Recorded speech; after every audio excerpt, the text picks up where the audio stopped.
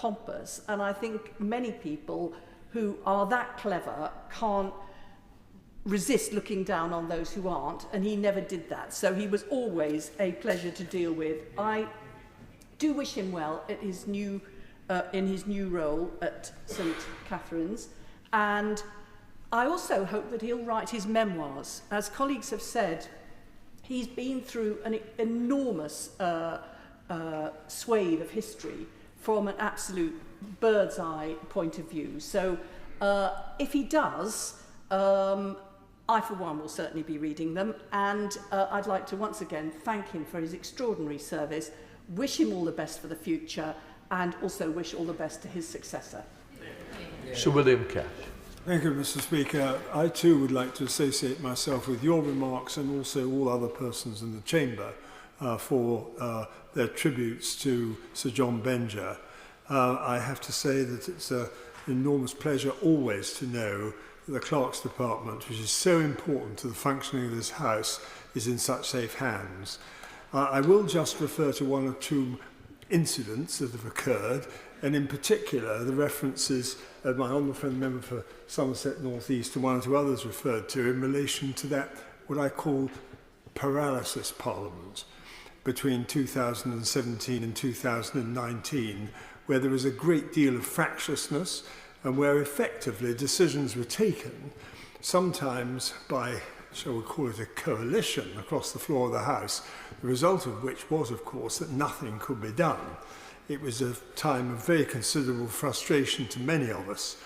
But I must say that having such wise clerks, such as Sir John Benger, at the front of the ship, guiding us through that period of time, was incredibly important. And of course, we came out of it eventually.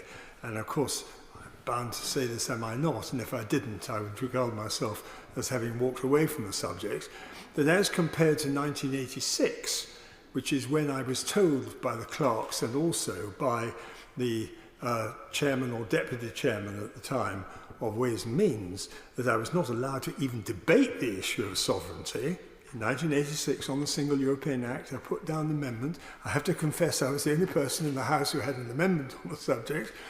But the reality is in 2020, the situation had changed so much that the Sovereignty Amendment Section 38 went through without any adverse comment either in this House or in the House of Lords. And that is a tribute, if I may say, to the changes that have taken place and the guidance and the navigation of Sir John Benger and others who allowed these important constitutional changes to take place. And as to COVID, people have spoken eloquently about that. I couldn't agree more. I hadn't the faintest idea what was going to happen when we all returned to the country up in Shropshire or wherever it happened to be, and wondered what on earth we were going to be able to do. How were we on earth going to be able to participate? And it did run very, very smoothly. And it could only have run smoothly with the wisdom and the judgment of those like Sir John Benger and himself in particular. So I would simply like to say, and also like to pay tribute to his contribution to the funeral arrangements for Her Majesty, the late Majesty the Queen. So with those thoughts, I simply wish him the very best when he gets to St Catherine's, Cambridge. I thought for one moment when I heard that it was St Catherine's, I thought it might have been St Catherine's, Oxford, but it wasn't. It's St Catherine's, Cambridge. So whichever university he's going to, best of luck, and I hope it all works well for him. Yeah. Wendy Chandler. Thank you, Mr. Speaker, and like other speakers, may I associate myself with your remarks and those we've heard so far today in recognising Sir John Benger and his departure from the House into St Catherine's. I was elected in December 2019, and my first engagement with Sir John was bleary-eyed, tired, and in that first and last week of 2019, here in the Chamber, being privy with other new MPs to the procedures and processes that we need to follow. And I did my best to listen, but I also believe that you're not even really properly an MP in this place until you've stood up at an oral question session, starting started to ask your substantive question and been told to sit back down by yourself, Mr Speaker, and say question number 8. Apologies. So we all do our best to pay attention to the clerk and the guidance that he and his team give, but sometimes we don't quite manage it. But I think when I reflect the fact that we, as of the 2019 intake, had been MPs for such a short period of time, we're really only getting to grips with the way the processes worked before COVID took place. I know I can certainly speak for my right honourable friend, the member for Orkney and Shetland, in the communications that we had from the House via the clerk to ensure that we were as well equipped as we could possibly be as we came back in a virtual environment. And it was a very different place. I do think that it is very good that we are back here in this place, but I think the amendments and adjustments that were able to be made, and those that were taken forward, are part of Sir John's legacy. Since September 2020, Mr Speaker, I've acted as the whip for the Liberal Democrats, and the Father of the House mentioned a previous clerk had sympathetic understanding, and I would certainly say that that has been the case for John in relation to me. He has been sympathetically understanding of my sometimes completely daft questions, treated them with respect and given me the appropriate advice accordingly, and I'm hugely grateful to that. So as I conclude, Mr Speaker, we're reflecting on what has happened since Sir John was Clerk of the House. I've reflected on COVID, the work that took place in relation to marking the death of Her Majesty Queen Elizabeth, and also going forward the restoration works that this place requires. But for me, and particularly as a whip, his longest lasting legacy will be in changing the culture, what we do not see in this place. And I think it is important that when we recognise that the clerk's role is to provide that non-political, impartial advice, I think it behoves us as parliamentarians to think about how we change that culture for the better in much the same way. Thank you. Sir Charles Walker.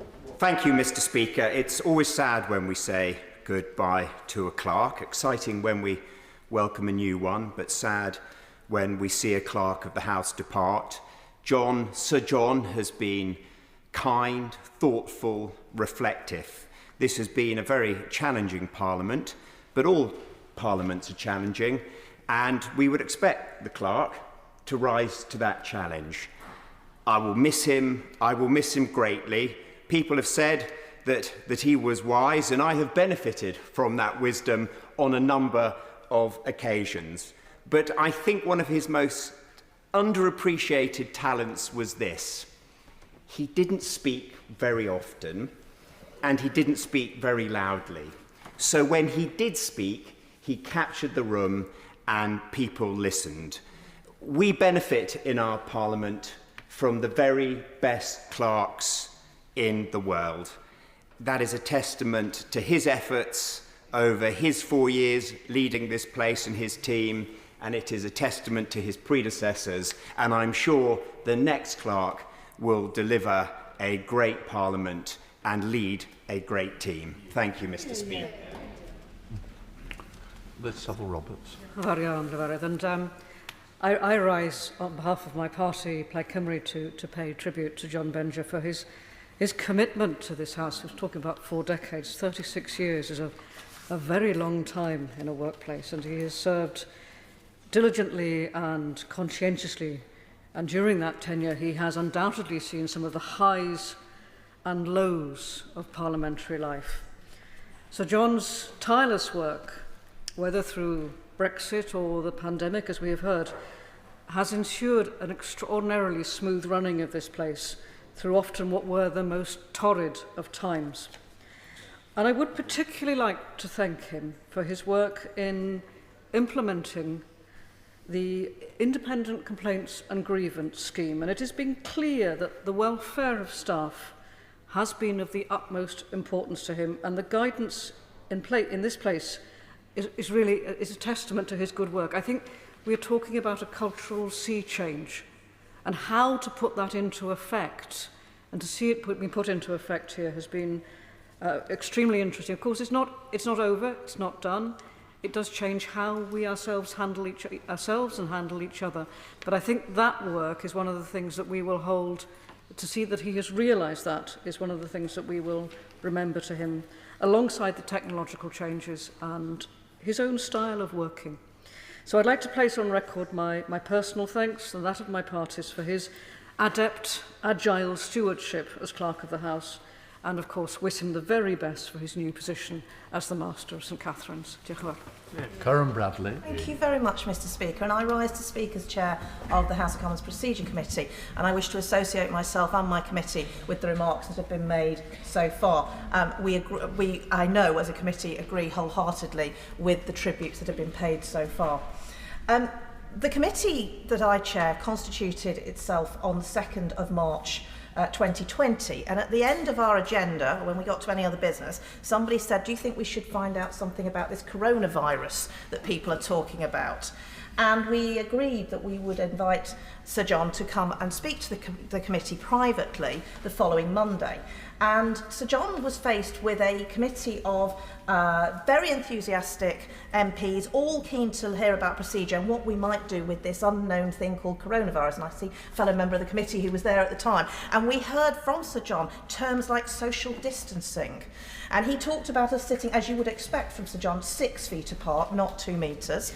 And he talked about how we would transform this place so that we could continue to sit, and we would have to have spacing between members, and we would have to make sure that there was lists. And we sat there just astonished, because this was not something that anyone on the Procedure Committee had expected we would be facing so soon after being constituted. But we did. And only a few weeks later, this House went into hybrid form. This House introduced new voting systems. This House introduced new ways of working. And it is to the credit of Dr. Sir John and you, Mr. Speaker, that this was a Parliament that continued to sit throughout the pandemic. Many other parliaments did not manage to do that, but this Parliament did, and we continued to be here, holding ministers to account, scrutinising legislation and getting business done. And that is a great, great credit to you and Sir John. Now, it's been reflected on that his tenure had 3 of the great moments in this place: Brexit, the pandemic, and the passing of Her Majesty, all of which he managed as the chief executive of this place, with such aplomb and so courteously and so wisely. But also, of course, he did change. He was here for the change in culture in this place, and the grievance procedures that have been introduced would be enough for any clerk's tenure, never mind doing it in the background of all those great other things that were happening.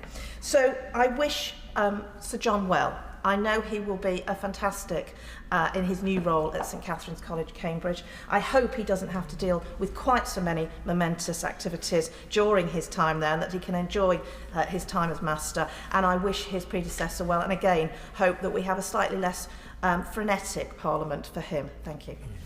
Lavandra Bishop. Thank you, Mr. Speaker. It's a matter of pride for me to speak in this, to make a contribution in this debate, because Sir John is from Stockport, and often many people are not aware of the fact. I remember when I was elected and I walked through those doors, and you take the affirmation and you sign the register, and he shook my hands and he informed me that he was from Stockport and he went to Stockport Grammar, and I was fascinated by that, and his manner, and I think anyone who interacted with him knew that he was he is extremely intelligent. I'm speaking of him in the past tense for some reason, but he is extremely intelligent, very polite, and extremely helpful. He goes out of his way to help people.